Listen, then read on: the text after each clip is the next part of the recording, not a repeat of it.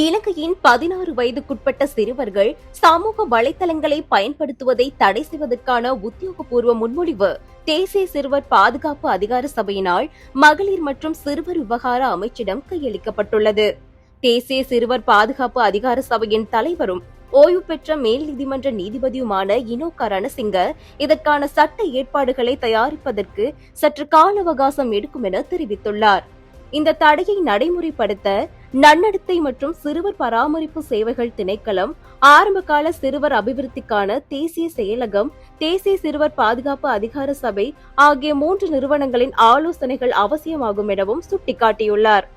இலங்கை சமூக மருத்துவ நிபுணர்கள் கல்லூரி வெளியிட்ட ஆய்வறிக்கையின்படி கட்டுப்பாடற்ற சமூக வலைதள பயன்பாடு சிறுவர்களின் உடல் மற்றும் மனநலனை பாதிப்பதாக தெரிவிக்கப்பட்டுள்ளது.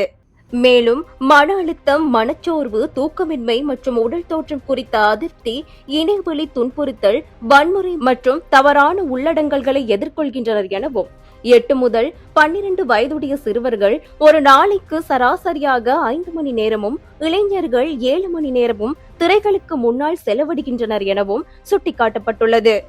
டிஜிட்டல் தொழில்நுட்பத்தின் நன்மைகளை தடுப்பது இதன் நோக்கமல்ல, மாறாக சிறுவர்களின் ஆரோக்கியமான வளர்ச்சிக்கு உகந்த பாதுகாப்பான சூழலை உருவாக்குவதே இதன் இலக்கு என மருத்துவ நிபுணர்கள் சுட்டிக்காட்டுகின்றனர்.